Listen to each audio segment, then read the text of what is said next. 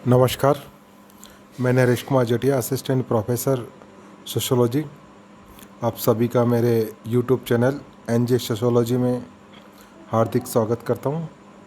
और आज मैं आपको एमए प्रीवियस सोशियोलॉजी के पेपर 3 का एक टॉपिक पढ़ाने जा रहा हूं, हिंदू मैरिज। पिछले जो मेरा वीडियो था उसमें मैंने हिंदू मैरिज क्या होती है और इसका मीनिंग और इसकी जो हिंदू विवाह के जो एम्स है, उद्देश्य है, विशेषता और हिंदू विवाह के धार्मिक संस्कार के रूप में जो आधार है, हिंदू विवाह के प्रकार है, उसके बारे में बताया था। अब मैं इसी के कंटिन्यूशन में आपको हिंदू विवाह के जो स्वरूप है, फॉर्म्स ऑफ हिंदू मैरिज और उसके कुछ अन्य पार्ट आपको बढ़ाने जा रहा हूँ। स्टार्ट करते हैं। हिंदू विवाह के स्वरूप सबसे पहले हम बात करें।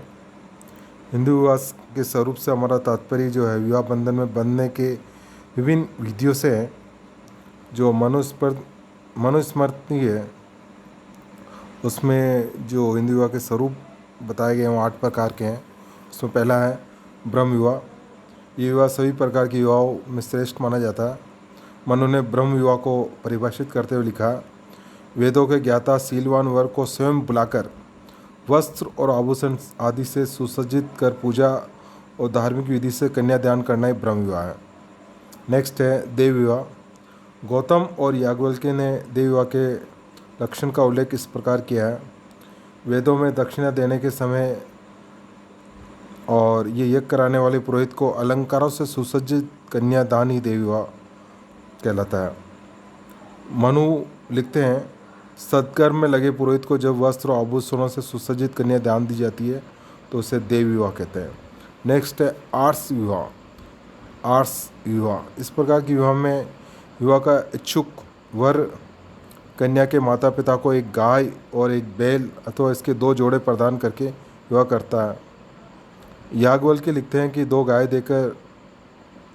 लेकर जब कन्यादान किया जाए तो उसे आर्ष विवाह कहते हैं। नेक्स्ट है पार्जपत्य विवाह। पार्जपत्य विवाह में ब्रह्म विवाह के समान क्रियाविधि होती है।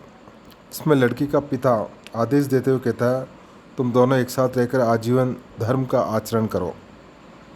नेक्स्ट है असुर विवाह। मनु लिखते हैं, कन्या के परिवार वालों कन्या को अपनी शक्ति के अनुसार धन देकर अपनी इच्छा से कन्या को ग्रहण करना असुर विवाह कहा जाता है। और नेक्स्ट है गांधर्व विवाह।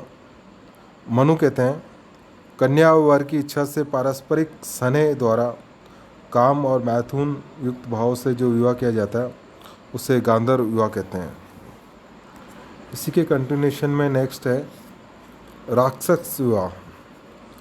मनु लिखते हैं, मारकर अंग छेदन करके घर को तोड़कर हल्ला करती हुई रोती हुई कन्या को बलात् हरण करके लाना राक्षस विवाह कहा जाता है।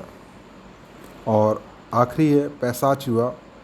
मनु कहते हैं, सोई हुई उन्मत्त घबराई हुई मदिरापान की हुई अतः राह में जाती हुई लड़की के साथ बलपूर्वक कुकर्ते करने के बाद उससे विवाह करना पैशाच विवाह है। तो ये 8 प्रकार के विवाह है जो मनुस्मृति में इनका उल्लेख किया गया है। और अब हम नेक्स्ट बात करते हैं हिंदू विवाह के निषेध या नियम, यानी कि विवाह साथी चुनने का क्षेत्र कौन कौन से हैं जहाँ पे एक हिंदू वर या वधू अपने जीवन साथी को चुनाव कर सकते हैं। इसमें है अंतर्विवाह, एंडोगमी। अंतर्विवाह का तात्पर्य ये होता है कि एक व्यक्ति अपने जीवन साथी का चुनाव अपने ही समूह में से करे। वैदिक और उत्तर वैदिक कालों में द्विजों जिसे ब्राह्मण क्षत्रिय वैश्य को इनका एक ही वर्ण था और द्विज वर्ण के लोग अपने ही वर्ण में विवाह करते थे। शुद्ध वर्ण जो पृथक था। अंतर्विवाह का कारण था प्रजाति मिश्रण पर रोक लगाई जाए, सांस्कृतिक भिन्नता, जन्म का महत्व, जैन और बौद्ध धर्म का भी विकास हो गया था, मुसलमानों का आक्रमण है, चाइल्ड मैरिज है, उपजातियों का क्षेत्रीय केंद्रीकरण है, वैश्विक ज्ञान की सुरक्षा है। ये कारण है जो अंतर्विवाह के आधार है। नेक्स्ट है बहिर्विवाह यानी कि एक्सोगमी। बहिर्विवाह का जो तात्पर्य होता है, एक व्यक्ति जिस समूह का सदस्य है उससे बाहर विवाह करे। हिंदू में बहिर्विवाह के नियम के अनुसार एक व्यक्ति जो है अपने परिवार, गोत्र, परवर, पिंड और जाति के कुछ समूह से बाल विवाह करना चाहिए।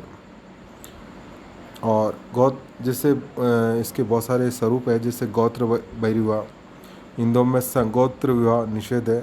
गोत्र का सामान्य अर्थ उस व्यक्तियों के समूह से है जिसकी उत्पत्ति एक ही ऋषि पूर्वज से हुई हो। इस प्रकार से परवर बहिर्विवाह, गोत्र से संबंधित एक शब्द है परवर, जिसका वैदिक इंडेक्स के अनुसार शाब्दिक अर्थ है आह्वान करना। परवर पहले केवल ब्राह्मणों के होते थे, किंतु बाद में क्षत्रिय वैश्यों ने भी उन्हें अपना लिया। शूद्रों के कोई परवर नहीं थे। और नेक्स्ट है सैपिंड बहिर्विवाह। सपर्व और सगोत्र बहिर्विवाह के नियम पितृपक्ष के संबंधियों में विवाह की स्वीकृति नहीं देते हैं। सैपिंड विवाह जो निषेध के नियम मात्र और पितृपक्ष की कुछ पीढ़ियों में विवाह पर रोक लगाते हैं। नेक्स्ट है अनुलोम यानी कि कुलीन विवाह, हाइपरगेमी। जब एक उच्च वर्ण, जाति, उपजाति, कुल और गोत्र के लड़के का विवाह ऐसी लड़की से किया जाए जिसका वर्ण, जाति, उपजाति, कुल और वंश लड़के से नीचे आओ, तो ऐसे विवाह को अनुलोम या कुलीन विवाह कहते हैं।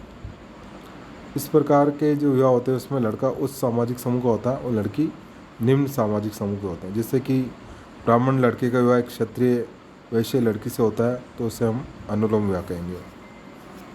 कुलीन या अनुलोम विवाह के कारण है उच्च कुलों में जैसे लड़कों की कमी होती है या नीचे कुल में लड़कियों की कमी होती है। बहुपति और बहुपत्नी विवाह का प्रचलन, वर मूल्य प्रथा, बेमेल विवाह, बाल विधवा में वृद्धि, बाल विवाह का प्रचलन और सामाजिक बुराइयाँ, ये इसके कारण हैं या इसके प्रभाव भी इसमें सम्मिलित है। नेक्स्ट है प्रतिलोम विवाह यानी कि हाइपोगैमी।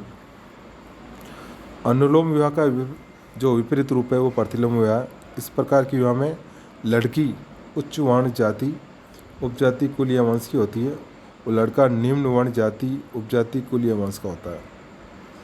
इसे परिभाषित करते हुए काफी लिखते हैं, जब एक निम्न वर्ण का व्यक्ति उच्च वर्ण की स्त्री के साथ विवाह करता है तो उससे प्रतिलोम विवाह कहलाता है।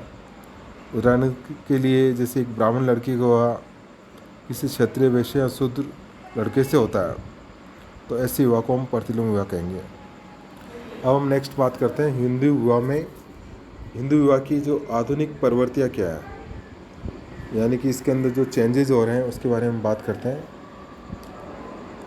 समय समय पर हिंदू विवाह से संबंधित अनेक अधिनियम पारित किए गए, जिसमें हिंदू विवाह अधिनियम 1856, बाल विवाह निरोधक अधिनियम 1929, हिंदू विवाह अधिनियम 1955, दहेज निरोधक अधिनियम 1959 आदि प्रमुख है। और इन सामाजिक विधानों का हिंदू विवाह पर पड़ने वाले प्रभाव, विवाह की नवीन जो प्रवृत्ति है वो इस प्रकार है, जैसे कि हिंदू विवाह अब धार्मिक संस्कार नहीं है, विवाह संबंधी निषेधों में अंतर आ गया, विवाह विच्छेद की प्रथा बढ़ रही है और पहले बहुपति और बहुपत्नी विवाह होते थे जो आजकल नहीं होते, एक विवाह का प्रचलन है। विधवा विवाह की प्रवृत्ति बढ़ रही है, यानी कि हिंदुओं में कुछ समय पूर्व तक विधवा को पुनर्विवाह करने की स्वीकृति नहीं थी, किंतु अब कानून द्वारा ऐसे विवाह को मान्यता प्रदान कर दी गई है।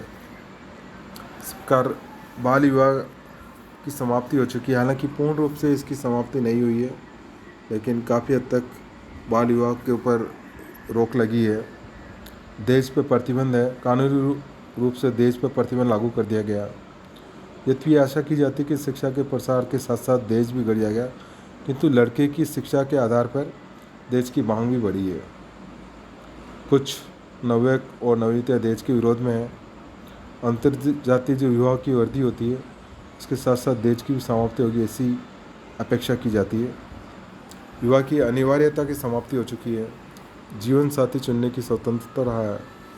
बेमेल जो विवाह उसकी समाप्ति हो गई। पहले देश से बचने और कुलीन विवाह प्रथा का पालन करने के कारण बेमेल विवाह हो जाते थे। वर और वधू की आयु में 20 वर्ष से भी अधिक का अंतर होता था, किंतु अब वर और वधू द्वारा जीवन साथी के स्वयं द्वारा चुनाव किए जाने और अंतर्जातीय विवाह के कारण ऐसे विवाह प्राय समाप्त हो गए हैं।